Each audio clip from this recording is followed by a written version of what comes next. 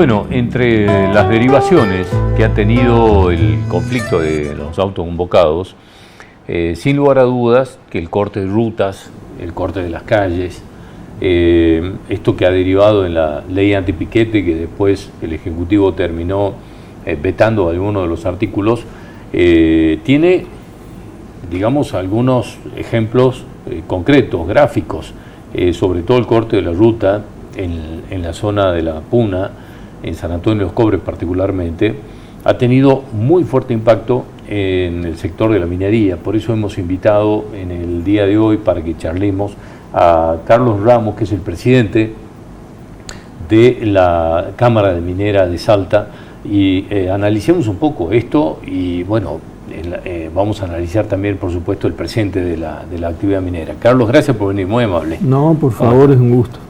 Bueno, ¿qué análisis han hecho de esto que parece descomprimirse un poco el conflicto? Quedaban, creo que algunos focos todavía. Quedaba Quijano, ¿no? El corte en Quijano.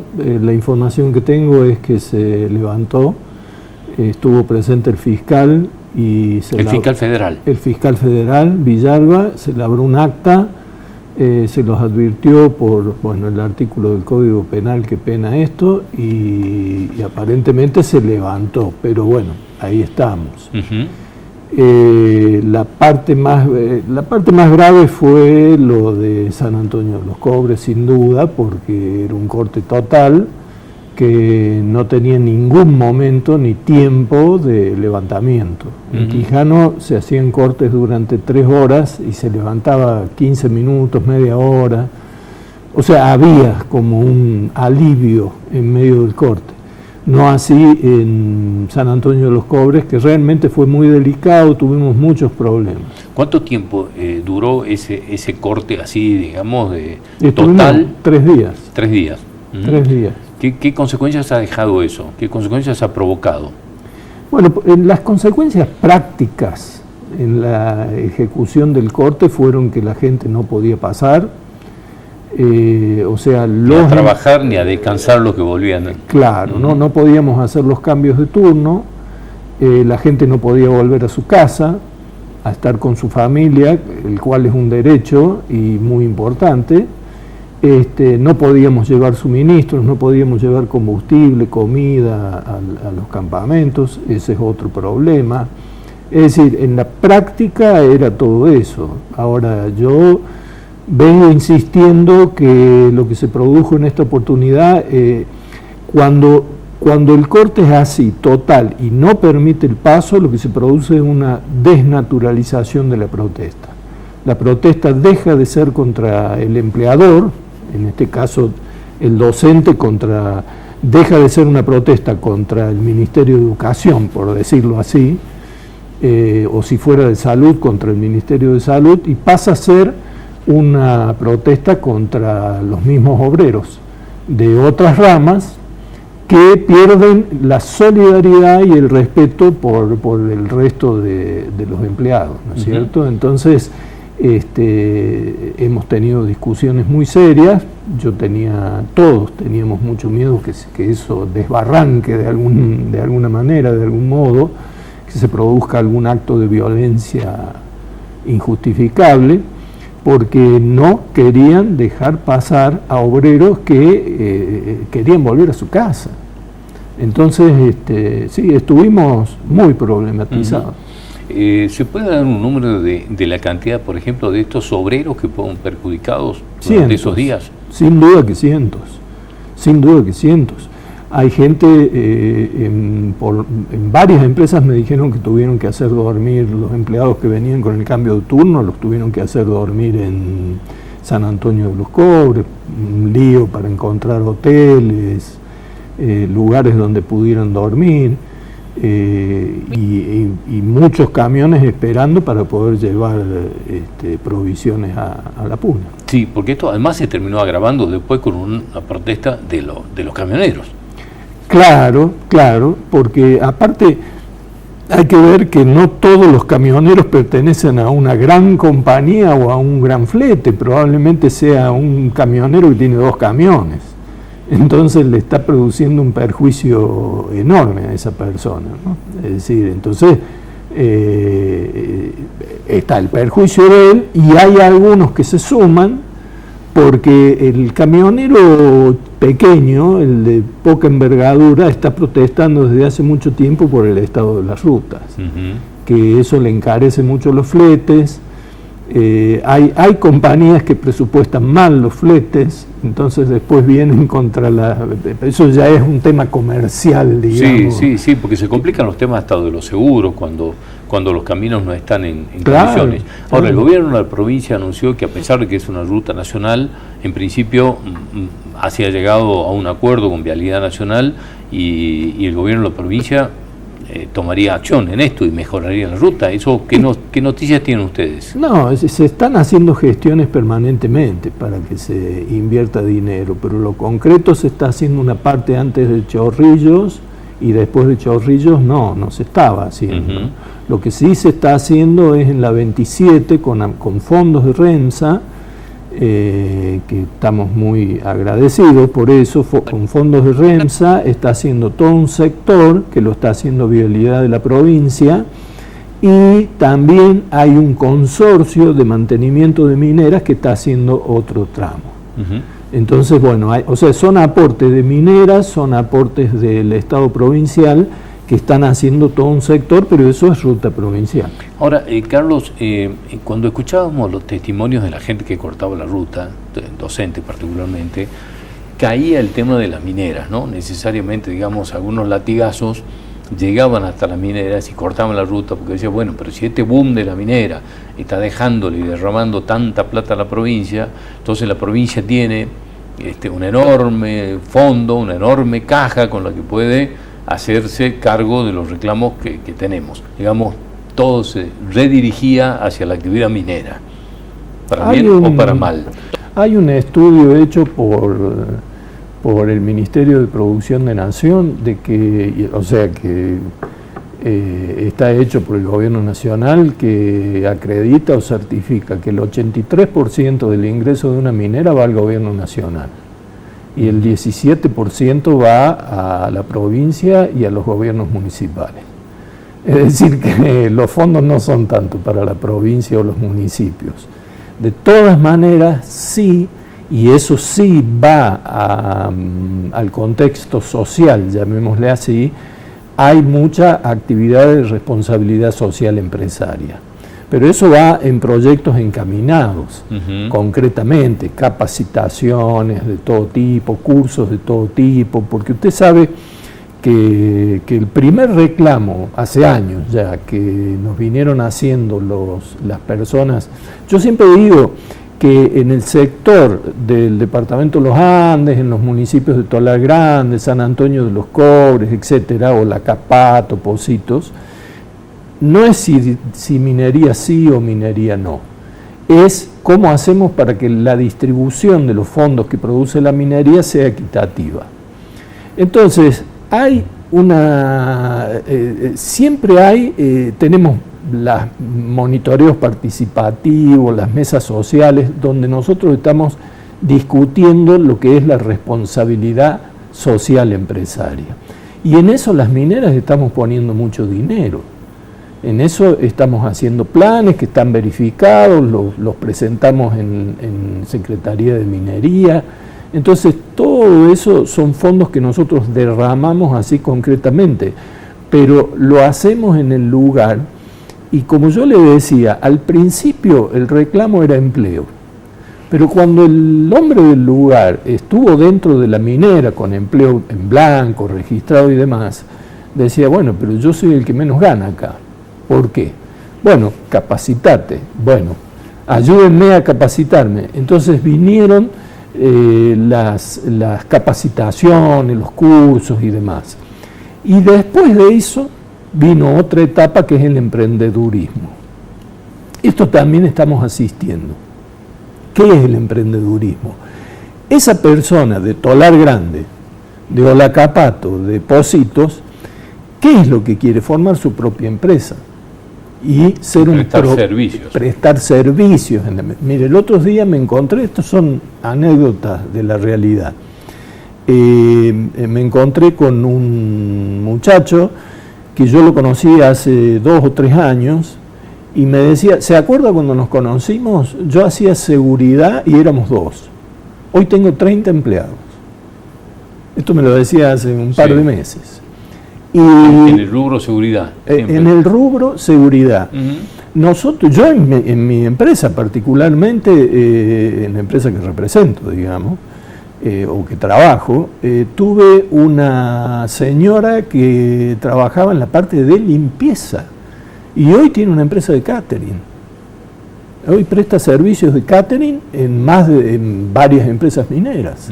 Tiene camionetas, es decir, el emprendedor empieza a surgir. O sea, primero se capacita y después empieza a surgir. El tema es ese, que la vocación sea el trabajo. Si la vocación es el trabajo, salimos para adelante. ¿Por qué? Porque hay exploración, porque hay necesidades, porque hay dinero. Porque las mineras vienen y tienen dinero para distribuir. Nadie hace minería sin plata. Esta es la realidad. Entonces hay que hacer contratos, hay que tener proveedores. El que hace minería está enfocado en perforar, en hacer análisis para ver si encuentra un yacimiento. Ese es el objetivo empresarial. Carlos, vamos a hacer una pausa y seguimos en minutos nada más. Ya volvemos.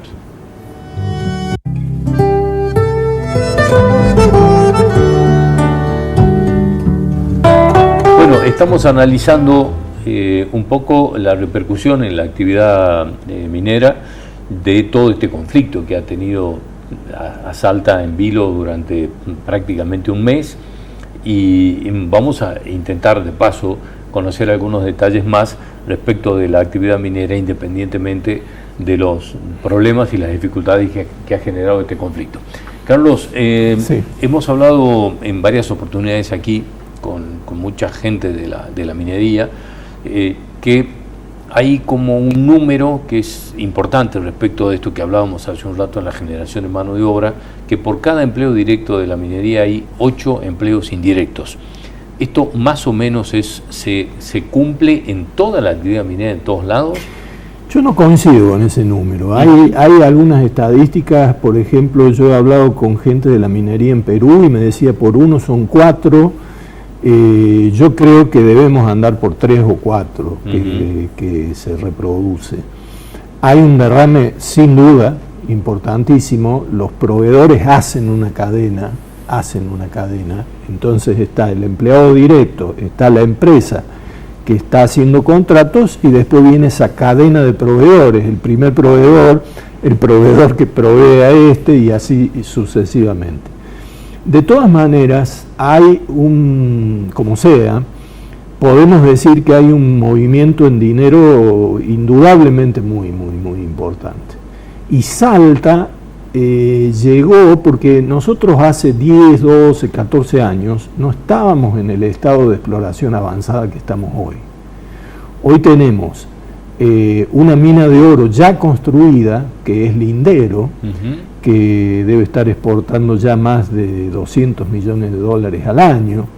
Yo creo que ya el oro es el segundo producto que nosotros exportamos en la provincia de Salta, que en muy poco tiempo nos va a llevar a que, en cuanto se sume una mina de litio, el mineral va a ser la exportación más importante de Salta, sin ninguna duda. De esto, tengo que hacerle aquí la pregunta, de este oro que estamos exportando, es lo que usted me decía hace un rato, que los estudios indican que el 80 y pico % se lo lleva a Nación y queda el resto en la provincia. Absolutamente. Ese es un dato oficial, está en un estudio del Ministerio de Producción de Nación. Sí, se lo llevan. ¿Y se puede hablar de un boom de la minería en Salta? Yo creo que sí. Como le decía, más o menos hace 12, 13, 14 años estábamos básicamente en exploración, ¿no? Pero hoy ya tenemos una mina de oro construida, tenemos 3 minas de litio en construcción, la de Posco, la de Eramet y la de Ganfen, son minas en construcción, es decir, que ya no tienen vuelta atrás. Tenemos como unos 10 proyectos de litio muy avanzados, en lo que se dice que es exploración avanzada, es decir, No sabemos si los 10 se van a transformar en mina, o 5 o 6, pero algunos más van a ser minas. Y imagínense que hoy tenemos en el país 2 proyectos de litio construidos, uno en Catamarca, que es Laiven, y otro en Jujuy. Es decir que nosotros vamos a camino a tener 3 y por lo menos unos 3 o 4 más. Es decir, vamos a ser el mayor productor de litio, Salta me refiero. Sí, sí. Y tenemos la posibilidad de tener una mina de cobre como Taca Taca, que bueno, sería fantástico, sería como la frutilla del postre, ¿no? Hay un número de la gente que ya se ha trasladado a trabajar en la actividad minera, por ejemplo, en toda esa zona, números de empleos directos generados por la actividad minera. El último número que yo vi, estábamos alrededor de 3.300 directos. O sea que tenemos que hablar de 10.000, 12.000 seguramente empleados, digamos, entre directos e indirectos, seguramente tenemos que hablar entre 10.000, 12.000, una cosa así. ¿Cuál es el tiempo más o menos estimado de una exploración? ¿Cuál es el tiempo de trabajo de exploración? No, la exploración no, porque la exploración, o sea, cuando digo no, me refiero a hay minas o hay sectores que se abandonan rápidamente porque las empresas creen que no vale la pena. Ahora, le doy el caso de Taca Taca. Yo trabajo en esa empresa, yo he llevado los papeles o me he desempeñado en esa empresa, en el directorio, demás, desde el año 95, 96. Taca Taca estuvo décadas pensando de que no servía, de que era un proyecto de cobre que no iba a tener mucha utilidad. Y hoy va a ser la mina más grande de Salta y va a ser uno de los megaproyectos de cobre en Argentina. Es decir, ¿pero qué pasó? No, bueno, vino una empresa que le dio otra mirada, le encontró otra forma de ver las cosas, hizo un cúmulo de perforaciones allá por el año 2010, 2011, 2012, se hicieron unos 200.000 metros de perforación y dijeron tenemos un mega yacimiento de cobre. Después de haber estado en el 2005, 2006 prácticamente descartado. Bueno, y esto indudablemente ya está en etapa, ya es una mina constituida, digamos. Ya es una mina, ya es una mina y estamos trabajando en una serie de aspectos fundamentalmente nacionales que tenemos que resolver para definitivamente comenzar la construcción. Bueno, ahora en el caso del litio, digamos que hay una enorme discusión, acabamos de terminar una campaña electoral en el que se ha discutido enormemente los beneficios que le quedan a la provincia en el caso del litio, ¿no? Y ahí tengo que agregar esto, digamos, algunos proyectos que algunos han considerado como un manotazo que la nación le quiere dar a la provincia con respecto al tema del litio. ¿Qué análisis se hace de el beneficio enorme que esto le va a dejar a la provincia a partir de cuándo ese beneficio se puede ver concretamente en la provincia? El beneficio se va a empezar a ver. Estos 3 proyectos que yo nombraba hace un rato se están construyendo y yo creo que van a estar exportando carbonato de litio, para mí sin ninguna duda, no más allá de principios del año que viene. Como yo decía, el que se lleva la gran tajada y que hoy quiere llevarse más, que está hablando, en la nación, sí. En la nación. Sin duda que, a ver, jurídicamente yo no tengo ninguna duda que las reservas naturales son de las provincias, eso está en la Constitución del 94, no hay nada que discutir. Es decir, la plena decisión sobre el destino de un reservorio de litio es de la provincia. Si bien tenemos este problema impositivo, que el que más se lleva es la nación, tenemos toda esa acción que hablábamos de responsabilidad social empresaria, que es la que queda aquí.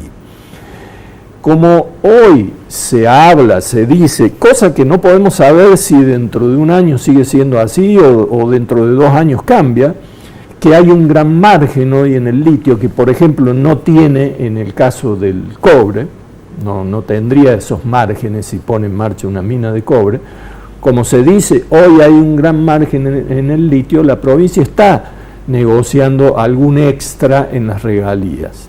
Ahora, ese extra yo lo dejo en manos de las litieras, digamos, que lo negocien, que lo vean, que lo ameriten como entiendan que conviene, pero sin duda que hay que tener cláusulas gatillo para poder salir de eso, porque si uno negocia algo y luego el margen bajó porque bajó el mercado internacional, etcétera, etcétera, estamos ante un problema. La minería, hay momentos que pasa por momentos críticos. A ver, hoy una onza de oro debe estar alrededor de $2.000. Allá por el 2002, 2003, recuerdo, estaban 200 y pico de dólares. Se cerraron muchas minas de oro. Entonces, así es el mercado. Son commodities, están en el mercado internacional. Entonces, con la minería hay que tener mucho cuidado, mucho cuidado. Bueno, sobre todo los aspectos legales que tienen que estar contemplados todos, ¿no? Absolutamente. Carlos, le agradezco mucho haber venido a ilustrarnos un poco más en este sentido, ¿eh? Muy amable. Por favor, es un gusto. Nosotros estamos terminando el programa de hoy, nos vamos a reencontrar el próximo domingo a las 8 de la noche en esta casa en Somos Salta y Jujuy. Buenas noches y gracias.